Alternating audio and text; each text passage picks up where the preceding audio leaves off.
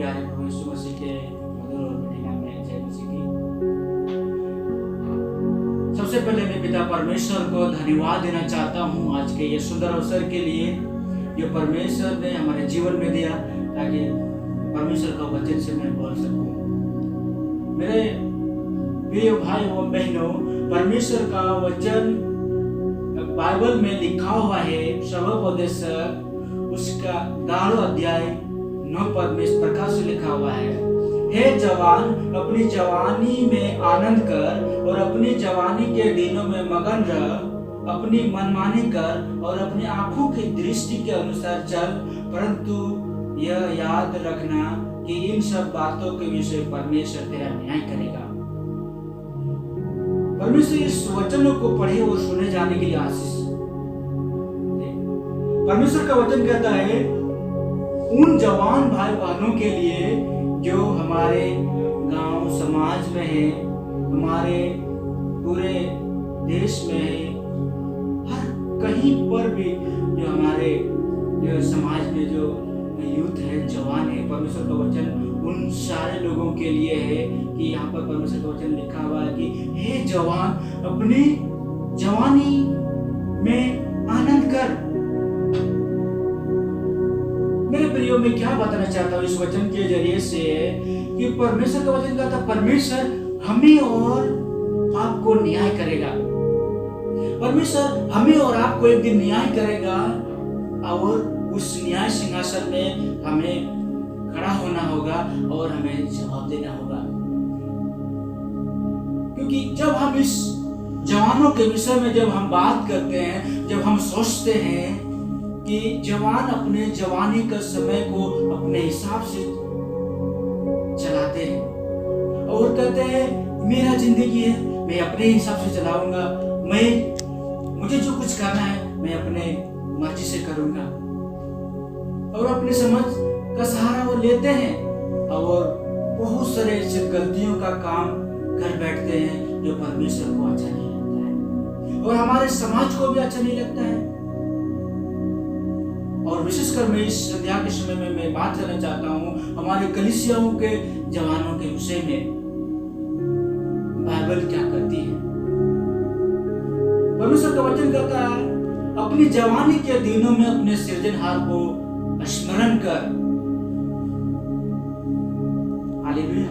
परमेश्वर का वचन में लिखा है कि अपनी जवानी के समय में हम अपने युवाओं के अवस्था में परमेश्वर की आराधना करें, उनकी प्रशंसा करें, उनकी गवाही दे, ताकि हम उस योग्य हो सके जो परमेश्वर ने हमारे लिए और आपके लिए जो गिफ्ट रखा है।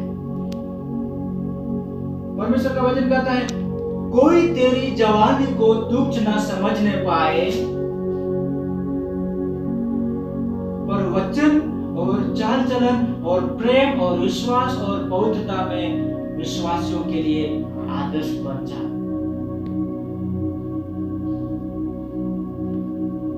संत पौलुस तीमुथियुस की पुस्तक में लिखा हुआ जब हम पढ़ते हैं इस बातों को कि कोई तेरी जवानी को तुच्छ ना समझने पाए, चाहे हमारे समाज में, चाहे हमारी कम्युनिटी में, चाहे हम जहां भी हो, हमारे जीवन को कोई मजाक न उड़ाने पाए। ऐसा कैसे हो सकता जब हम परमेश्वर के वचन के अनुसार चलेंगे? पर वचन और चाल चलन और प्रेम और विश्वास और पवित्रता में विश्वासियों के लिए आदर्श बन जा। मेरे प्रियो, तीसरा बात है नंबर 3, प्रेम। परमेश्वर ने हमसे प्रेम किया। परमेश्वर का वचन में लिखा हुआ है यूहन्ना रचित सुसमाचार उसका 3 अध्याय 16 पद में यहाँ पर इस प्रकार से लिखा हुआ है क्योंकि परमेश्वर ने जगत से ऐसा प्रेम किया कि उसने अपना इकलौता पुत्र दे दिया ताकि जो भी उस पर विश्वास करे वो नाश ना हो परंतु अनंत जीवन पाए। परमेश्वर ने हमसे प्रेम किया और अपने जीवन को हमारे लिए, पूरे संसार के लिए दे दिए। परमेश्वर ने इतनी अच्छी सुंदर जगह को छोड़ करके इस पाप रूपी धरती पर आया हमें और आपको बचाने के लिए। मेरे प्रियो, परमेश्वर का वचन कहता है कि जो कोई उस पर विश्वास करेगा, जो कोई उस पर विश्वास के साथ आगे बढ़ेगा, परमेश्वर उनको आनंद जीवन देगा। परमेश्वर ने हमें एक आशा दिया है कि हम जब विश्वास करते हैं परमेश्वर पर, तो हमारे लिए आनंद जीवन है परमेश्वर ने दिया है। और चौथा बात है विश्वास।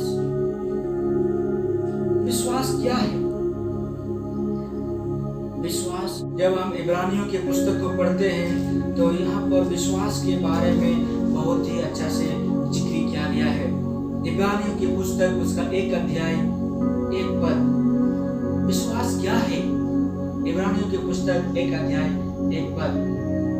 अब विश्वास आशा की वस्तु का निश्चय और अनदेखी वस्तुओं का प्रमाण है। जब हम इस विश्वास के बारे में बात करते हैं, परमेश्वर का वचन कहता है कि विश्वास इम्पोर्टेंट है, क्योंकि यह वो माध्यम है जिसके द्वारा हम परमेश्वर के साथ रिश्ता को रखते हैं। परमेश्वर का वचन में लिखा है विश्वास के द्वारा अनुग्रह से ही। इफिसियों की पुस्तक उसका 2 अध्याय 18 पद में लिखा है, क्योंकि विश्वास के द्वारा ही से तुम्हारा उद्धार हुआ है, और यह तुम्हारी ओर से नहीं वरन परमेश्वर का दान है। विश्वास यह है कि यीशु ने हमारे लिए जो किया है उसका लाभ कैसे प्राप्त करें।